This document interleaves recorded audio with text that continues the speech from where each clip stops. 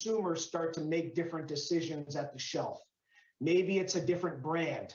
Maybe it's a different category. Maybe it's a smaller pack size, or maybe they're just going less frequently. Restaurants and breweries are feeling the pain at the tap. Juan Pipkin, the owner of Prison Pals in South Florida and a former Argentinian race car driver, remembers the conversation back in October that accelerated his new business model.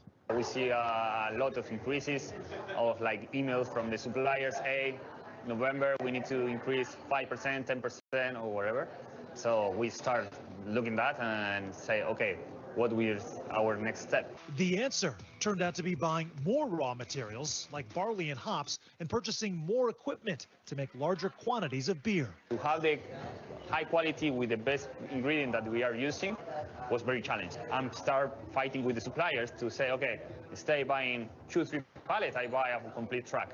But while Juan has held his prices in check for now, many stores and restaurants don't have that luxury and are forced to pass increases on to customers who are changing their drinking habits. And one expert says lower sales at higher prices will only work for so long. Well, numbers look okay right now. If those reduced frequency of occasions or reduced volume continues for the next cycle and the next cycle, that's a long-term problem.